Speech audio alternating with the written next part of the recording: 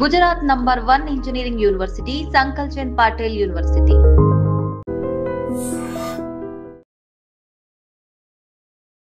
నీటి కుంటలో ఈత కోసమని సరదాగా వెళ్ళినటువంటి 6 విద్యార్థులు ఆ నీటిలోనే ఈత రాకపోవడంతో మునిగిపోయారు. ప్రాణాలు కోల్పోయినటువంటి తీవ్ర దుర్ఘటన కర్నూలు జిల్లాలో తీవ్ర విషాదాన్ని నింపింది. కర్నూలు జిల్లా ఆస్పరి మండలం చిగిరి గ్రామంలో ఈ దుర్ఘటన అయితే జరిగింది.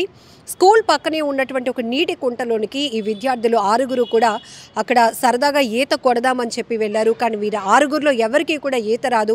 దాంతో అక్కడ ఊబిలాగా ఉండటం వల్ల ఆ నీటి కుంటలోనే మొత్తం 6 కూడా మునిగిపోయి ప్రాణాలు విడిచినటువంటి దుర్ఘటన అని చెప్పాలి. సో ఇక్కడ ఈ 6 విద్యార్థులు 5వ తరగతి చదువుతున్నట్లుగా తెలుస్తోంది. సో ఇమీడియట్గా స్థానికులు మొత్తం గ్రామం అంతా అక్కడికి చేరుకుంది. గజ ఈతగాళ్ళు ఆ నీటి కుంటలోనికి దిగి ఆ చిన్నారుల మృతదేహాలను అయితే బయటకు తీశారు. చాలా బాధాకరమైన దుర్ఘటన. ఆ బిడ్డలను కోల్పోయిన తల్లిదండ్రులు రోధిస్తున్నటువంటి తీరు వర్ణనాతీతం. ఓదార్చడం మాత్రం ఎవరి తరం కావటం లేదు.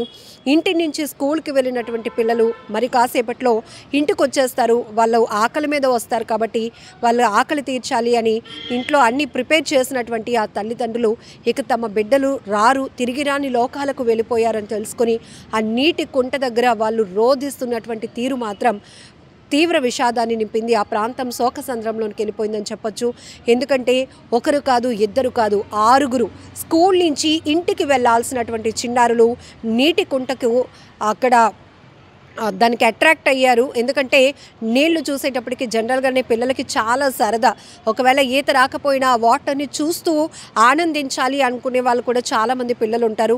పిల్లలేంటి పెద్దవాళ్ళకు కూడా జనరల్గా వాటర్ అంటే చాలా చాలా సరదా, ఇష్టంగా ఉంటుంది. సో ఈత రాని వాళ్ళు కూడా ఏదో ప్రయత్నం చేద్దాం, కాసేపు సరదాగా నీటిలో మునుగుదాం, ఈత కొడదాం అని ఆలోచన చేస్తూ ఉంటారు.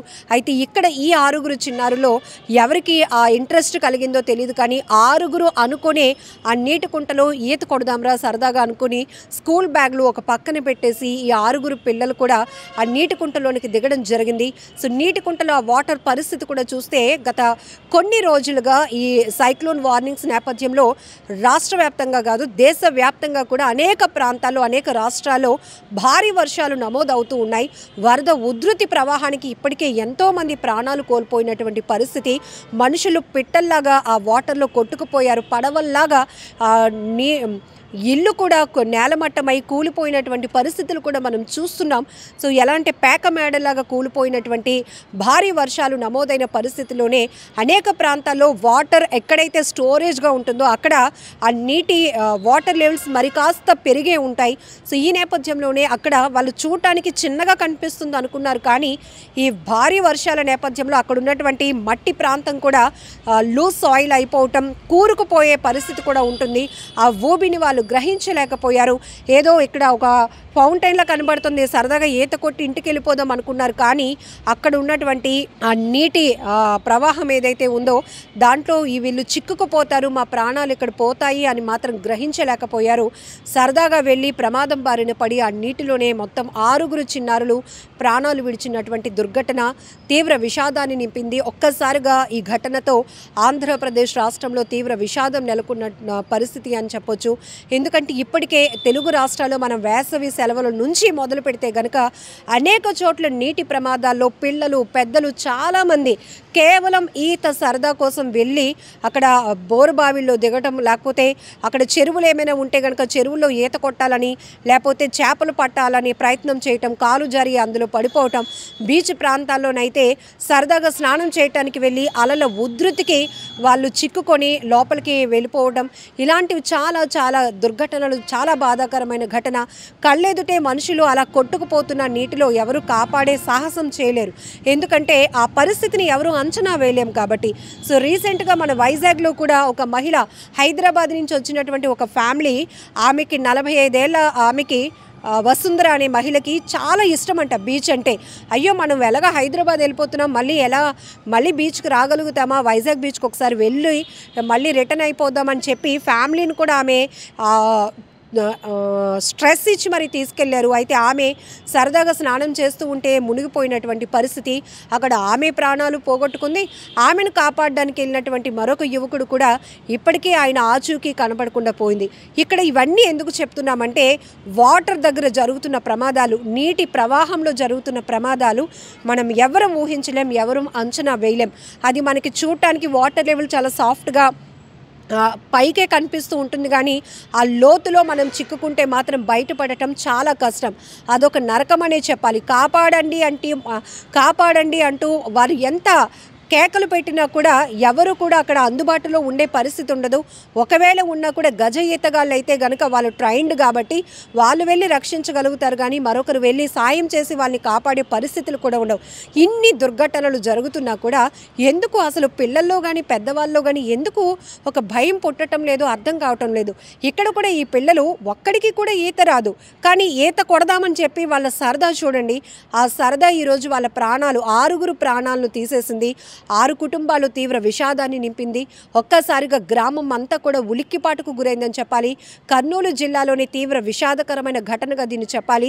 ఆస్పరి మండలం చిగిరి గ్రామంలో తీవ్ర విషాద ఛాయలు అలుముకున్నాయి. ఒకే చోట 6 చిన్నారుల మృతదేహాలు గజ ఈతగాళ్ళు ఒక్కొక్కటిగా బయటకు తీస్తుంటే ఆ బాధ వర్ణనాతీతం. ఇప్పటికైనా చాలా జాగ్రత్తగా ఉండాల్సిన పరిస్థితి పిల్లలకి ఉంది. అలాగే పిల్లల్ని జాగ్రత్తగా కంట్రోల్లో పెట్టాల్సిన బాధ్యత తల్లిదండ్రులకి ఉంది. ఎందుకంటే ఎప్పటికప్పుడు మనం ఎన్ని జాగ్రత్తలు చెప్పినా ఇలాంటి వాటర్ ఫాల్స్ కానీ లేకపోతే ఈ నీటి కొలనలు ఉన్న చోట కానీ, నీటి కుంటలు ఉన్న చోట వాళ్ళని కంట్రోల్ చేయటం ఎవరి తరం కాదు. పెద్దవాళ్ళు ఉంటే ఎవరైనా వారించి అరే బాబు అది ప్రమాదం రా అని చెప్తారు, కానీ ఆ సమయంలో అక్కడ ఎవరు లేకపోవటం.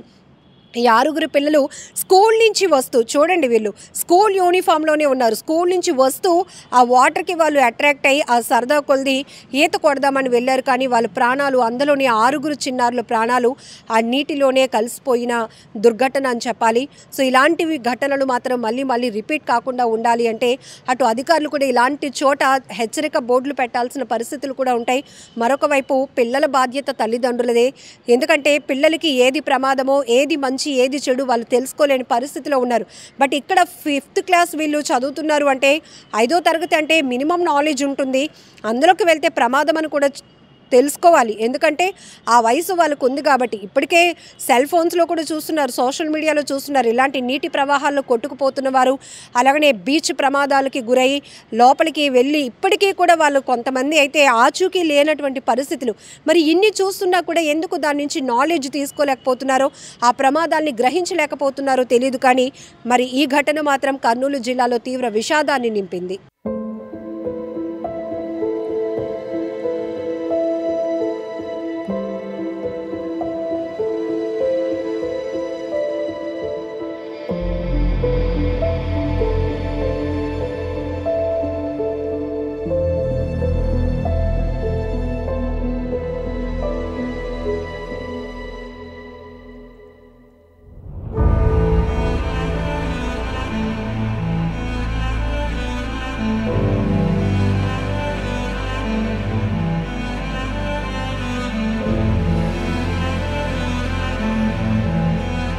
More videos.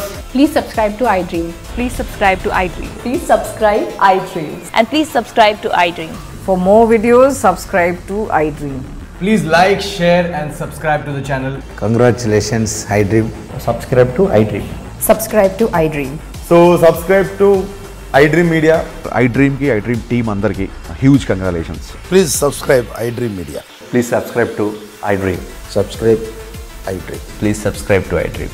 iDream అంటే నా కళల ఛానల్ను సబ్స్క్రైబ్ చేసుకున్న నోరు తిరుగుతలేదు, మీరైతే గంట గుర్తు కొట్టండి. For more such videos, please subscribe to iDream. Subscribe to iDream. Please subscribe to iDream. Please subscribe iDream Media. Please do subscribe to iDream. Please subscribe to iDream Media. For best entertainment and information, please subscribe iDream. And don't forget to subscribe to iDream.